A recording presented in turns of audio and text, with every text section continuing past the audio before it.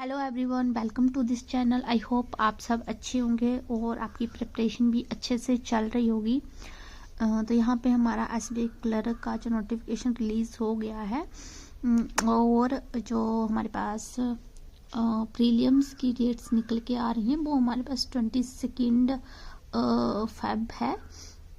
तो 22 Feb on going हमारे जो एग्ज़ाम स्टार्ट हो जाएंगे।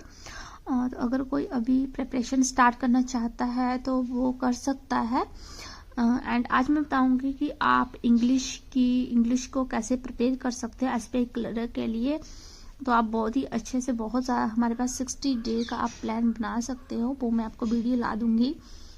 तो कैसे कैसे हमें प्रिपेयर करना है, तो बहुत ही अच्छे से हमारी तैयारी हो सकती है। आइए चलते हैं, पहले हम समझ लेते हैं कि इंग्लिश सेक्शन में हमें क्या क्या मिलता है।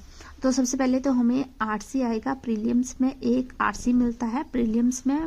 और अगर हम मेंस की बात करें तो मेंस में तो हमारे पास दो से तीन तो मिनिमम हमारे पास मिल ही जाते हैं आरसी। एंड मेंस जो है वो रीडिंग पे ही ज़्यादा फोकस है। उसके बाद हमारे पास क्लोज टेस्ट है, फिलिंग द ब्लैंक्स है, मैच द कॉलम्स है, फेज रिप्लेसमेंट है, एरर डिटेक्शन है, जंबल स्टेटमेंट है, रीअरेंजमेंट है। ऐसा नहीं है कि हमें ये सारा का सारा देखने को मिलेगा।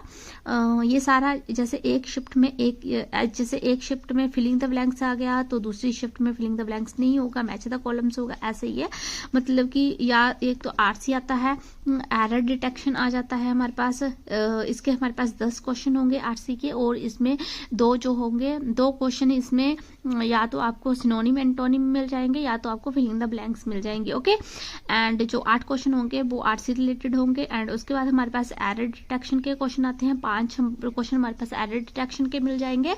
और ये जो है वो ग्रामर बेस्ड पे है।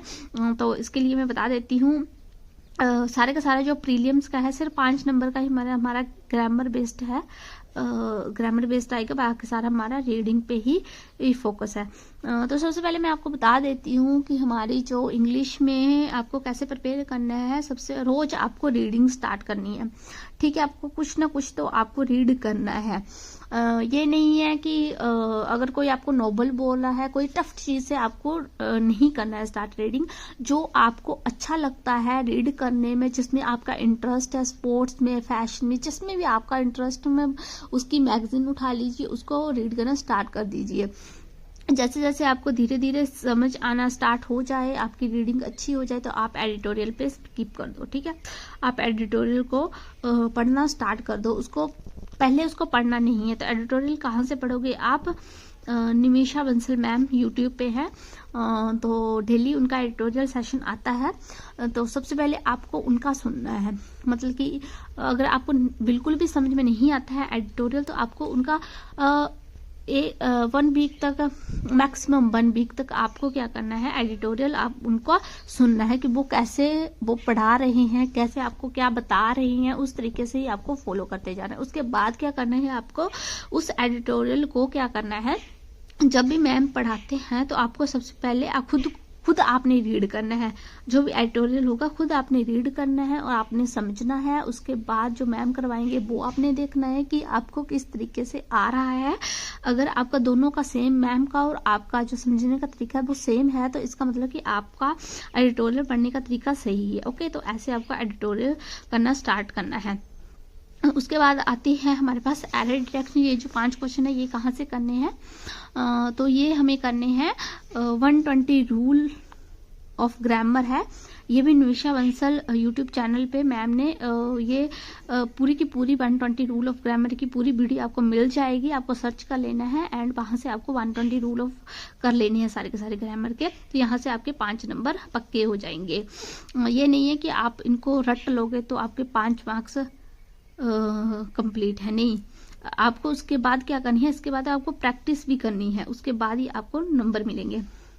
उसके बाद हमारे पास क्या आता है, बाकी सारे जो हैं वो हमारे रीडिंग बेस्ड है। अगर आपकी रीडिंग अच्छी है तो आप कर सकते हो। एंड अगर किसी की इंग्लिश पहले से अच्छी है तो उनको एक प्लस पॉइंट मिल जाता है कि उनको ज़्यादा फोकस रीजनिंग और क्वांट पे करना है। एंड जिनकी इंग्लिश वीक है तो उनको इंग्लिश ज़्यादा पढ़ने की ज़रूरत है। तो इसी तरीके से आपको रोज़ की रोज़ इंग्लिश पढ़नी है। तो उसके बाद ऐसे ही आपको प्रिपेयर करना है सारा का सारा इंग्लिश सेक्शन जो है वो।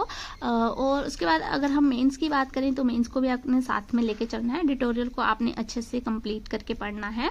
और मेंस में आपको पूरा का पूरा जो एग्ज़ाम है वो रीडिंग बेस्ड ही मिलेगा। आपको रीडिंग ही करनी है, जितनी आप रीडिंग करोगे उतना ही आपका इंग्लिश सेक्शन जो है स्ट्रॉन्ग होगा। अगर आप जीरो से स्टार्ट करें, जो बच्चा जीरो से बिगनर है, ऐसे बिगनर जो तैयारी कर रहा है, तो उसको कैसे प्रिपेयर करना है, तो जिसको कुछ भी नहीं आता इंग्लिश का, बिल्कुल भी आपको जीरो लेवल से है, तो उनको पहले पता होना चाहिए नाउन प्रनाउन कंजंक्शन जो भी है सारा कुछ आपको पता होना चाहिए।